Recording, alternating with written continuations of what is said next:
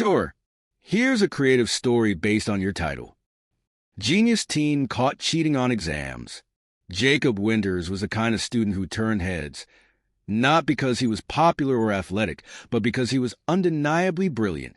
With his photographic memory and a knack for solving complex problems, Jacob had always been the go-to person for his classmates when homework got tough. However, his genius came with a catch. Jacob found school monotonous, the repetition dulling his sharp mind. The final exams were looming, and while others panicked, Jacob was relaxed. He had finished studying weeks ago and spent his time devising an ingenious plan, not to pass, but to make exams interesting. He wanted to see if he could game the system and get away with it. Jacob didn't resort to typical methods like writing notes on his arm or hiding cheat sheets. That was far too basic. Instead, he developed an innovative system using technology. Using a tiny earpiece and a specially coded pen equipped with a hidden micro camera, Jacob could stream his exam papers in real time to a custom-built AI program he'd created at home. The AI, trained on his textbooks and lecture notes, would process the questions and send back the answers as subtle vibrations on a smartwatch he wore. On exam day, Jacob strolled into the room with confidence. As the exam started, he activated his system with a tap on his watch. The plan worked flawlessly for the first half of the exam. The vibrations guided his answers, and he smirked at the thought of outsmarting the system yet again. But Jacob's overconfidence proved to be his downfall. One of the proctors, Mrs. Ellison, was notorious for her hawk-like vigilance. She had noticed Jacob's unusual behavior. The slight wrist movements, his occasional glances at his watch, and the faint hum of the technology he thought was silent. Mrs. Ellison didn't confront him immediately. Instead, she called in the school's IT specialist to monitor the room remotely. Within minutes, they detected the encrypted signals between Jacob's devices.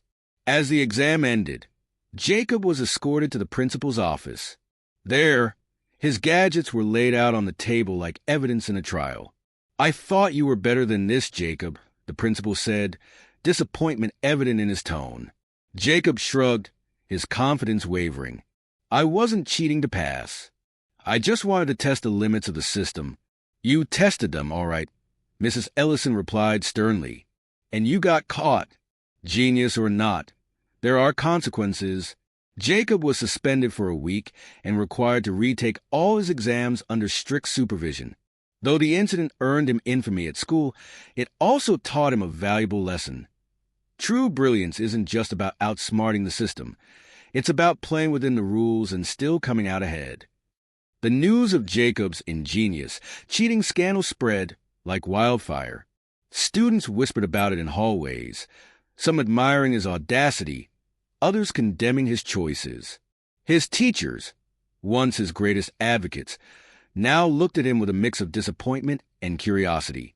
For Jacob, the suspension wasn't as bad as the isolation that came with it. Friends who once praised his intellect now kept their distance. Even his parents, who had always celebrated his achievements, were uncharacteristically quiet. "Jacob," his father finally said during dinner one night, "what you did was clever, but it wasn't smart. There's a difference. Do you understand that?" Jacob nodded silently, the weight of his actions settling in. But his mind couldn't stop analyzing the situation. What went wrong? How could he have been caught? He knew he was good at solving problems, and now he had a new challenge, to prove he could redeem himself. When his suspension ended, Jacob returned to school with a plan. Not for revenge, but for redemption. He approached the principal, Mrs. Ellison, and the IT specialist, Mr. Carter, with a proposal. "I want to help the school," he said, standing in the office that had once felt like a courtroom. "Let me use my skills to improve exam security. If I could break the system, others might too. I want to ensure that doesn't happen." Mrs. Ellison raised an eyebrow, clearly skeptical, but Mr. Carter looked intrigued. "You're suggesting we let the fox guard the henhouse?" the principal asked. Jacob shook his head. "No, I'm suggesting you let the fox help build a better fence." After much deliberation, the administration agreed to give him a chance, albeit under strict supervision. Over the next few weeks, Jacob worked tirelessly with Mr. Carter, identifying vulnerabilities in the school's exam procedures. He created algorithms to detect suspicious patterns in students' behavior and proposed updates to the proctoring system. His efforts didn't go unnoticed. Teachers began to see him not as a troublemaker, but as someone who could turn mistakes into opportunities.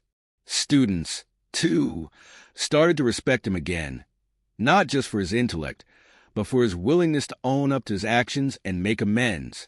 By the end of the semester, the school had a state-of-the-art exam monitoring system, one that Jacob had played a pivotal role in designing. During the unveiling, the principal spoke highly of his transformation. "Jacob Winters made a mistake," she said to the assembled students and staff. "But what defines us is not the mistakes we make, but how we rise after them." Jacob turned his misstep into something that benefits us all. That's true genius. Jacob, sitting in the crowd, felt a rare sense of pride. For once, his brilliance wasn't about outsmarting others. It was about lifting them up. From that day forward, Jacob's reputation shifted. He wasn't just a genius teen who got caught cheating. He was a genius who learned to use his talents for good. Jacob's life took on a new rhythm. His reputation as the genius who learned his lesson followed him through the rest of high school, but it no longer bothered him. In fact, he began to embrace it. The changes didn't stop with exam security. Jacob's newfound focus on integrity and innovation led to other opportunities. He joined the school's tech club, where he spearheaded projects that helped modernize the campus, such as designing a digital attendance system and a secure online portal for students to access study materials. However, not everyone was ready to forget his past. During a club meeting one afternoon, a classmate named Ethan, who had always been critical of Jacob, challenged him in front of the group. "Let's not pretend you're some hero now," Ethan said, crossing his arms. "You only got this chance because you got caught. If Mrs. Ellison hadn't spotted you, you'd still be cheating." The room went silent, the tension palpable. Jacob took a deep breath. "You're right, Ethan," he admitted. "If I hadn't been caught, I might not have changed. But isn't that the point? We all make mistakes, but what matters is what we do afterward. I'm not trying to erase what I did. I'm trying to make sure no one else feels the need to do it." Ethan didn't have a response, and the other club members nodded in support of Jacob. The incident reminded him that trust had to be earned, and he was determined to keep earning it. As graduation approached, Jacob began receiving acceptance letters from prestigious universities. His cheating scandal was mentioned in his college applications, not as a mark of shame, but as a turning point in his life. Admissions officers were impressed by his honesty and how he had turned his mistake into a force for good. On the day of his graduation, Jacob was asked to deliver the student speech, a surprising but fitting honor. As he stood at the podium, looking out at the sea of caps and gowns, he spoke from the heart. "High school taught me many lessons, but the most important one wasn't in a textbook," he said. "It was about accountability. It's easy to take shortcuts when you think you're smarter than the system. But true intelligence isn't about shortcuts. It's about facing challenges with integrity. I learned that the hard way, but I'm grateful for the lesson, and I hope we all carry that lesson with us as we move forward." The crowd erupted into applause, and Jacob felt a deep sense of fulfillment. Years later, Jacob's story became a part of the school's legacy. His contributions to the campus and his redemption arc were remembered by students and faculty alike. Jacob himself went on to build a successful career in cybersecurity, helping organizations worldwide safeguard against the very kinds of exploits he had once devised. And every so often, he returned to his old high school, not as a cautionary tale, but as a mentor, reminding students that failure isn't the end. It's an opportunity to grow and thrive. Jacob's career in cybersecurity flourished in ways even he hadn't anticipated. After earning his degree, he founded a startup focused on ethical hacking, helping companies identify and fix vulnerabilities in their systems before malicious hackers could exploit them. The company, aptly named CodeShield, quickly gained recognition for its innovative solutions and Jacob's unique approach to security. By the time Jacob turned 25, Code Shield had secured contracts with major corporations and government agencies. His reputation as a reformed genius preceded him, and his story often came up in interviews and conferences. Journalists loved the narrative of the teen who cheated his way to integrity. Despite his busy schedule, Jacob never forgot the people who had shaped his journey. One summer, he received an invitation to speak at his old high school. Mrs. Ellison, who had since retired, had requested that he deliver a keynote speech for a special assembly on academic integrity and the role of technology in education. Standing on the stage once again, Jacob looked out at the students, many of whom sat in the same rows he had once occupied. "Years ago, I stood in this very room," he began, a smile playing on his lips. "But back then, it wasn't to give a speech.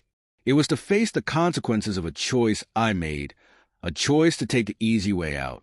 I thought I was outsmarting the system, but in reality, I was only shortchanging myself." He paused, letting his words sink in. "What I've learned since then is this. Failure isn't the enemy. It's fear. Fear of not measuring up. Fear of letting people down. Fear of trying and not succeeding. That fear led me to cheat. But overcoming that fear helped me find my true potential." He went on to share stories from his career, how his understanding of systems and human behavior had grown, and how integrity became the foundation of his work. The students listened intently, and when he finished, the applause was thunderous. After the assembly, Jacob found himself surrounded by students eager to ask questions. Among them was a shy freshman who hesitated before speaking. "Mr. Winters," she said, "I'm not great at school, and sometimes it feels like no matter how hard I try, I'm never good enough. How did you handle that?" Jacob knelt slightly to meet her gaze.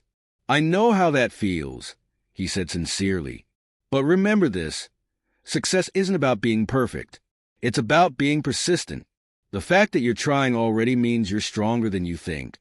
Her eyes lit up, and Jacob felt a pang of recognition. She reminded him of himself, brilliant, but unsure of her path.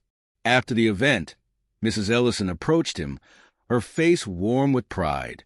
"You've come a long way, Jacob," she said. "I always knew you had it in you." He smiled.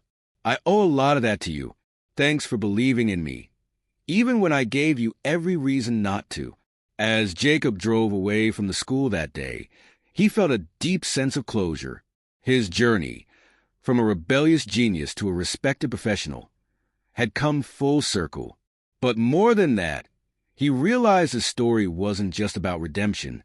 It was about inspiring others to rise above their mistakes and see failure not as an end, but as the beginning of something extraordinary.